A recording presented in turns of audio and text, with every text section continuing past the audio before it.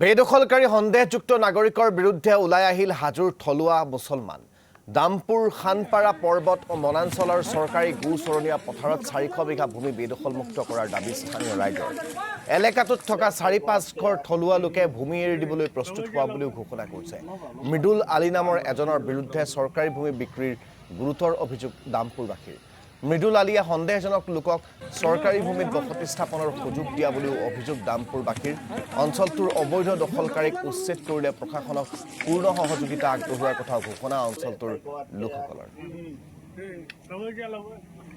কি হৈছে মানে আমাৰ এতিয়া এই এখেতে কৈয়ে গৈছে গৌৰীজেপ ফান 400 বিঘা না কি থকা বুলি কৈছে, মই সিমান নাজানো। মিনিমাম 400 বিঘা। গতিকে তেওঁ এটা মানে আমাৰ দামপুৰৰ বাহিৰত যায় মানে কালি নিউজ এটা কৰিছে, তেওঁক মানে ৰিজাৰ্ভ মুক্ত লাগে। গতিকে ৰিজাৰ্ভ মুক্ত লাগে, আমাকো লাগে।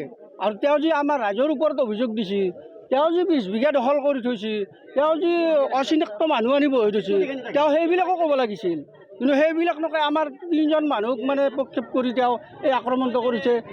তেওঁ এইবিলাক বেৰা দিছে, শিলপুটি দিছে, এই ঘৰ বান্ধি থৈছে। এই ছ'চাইটি আছিল, ছ'চাইটিত মানে চেয়াৰ টেবুল বহি গোটাই লৈ গৈছে আৰু তেওঁক এৰেষ্ট কৰাও হৈছে।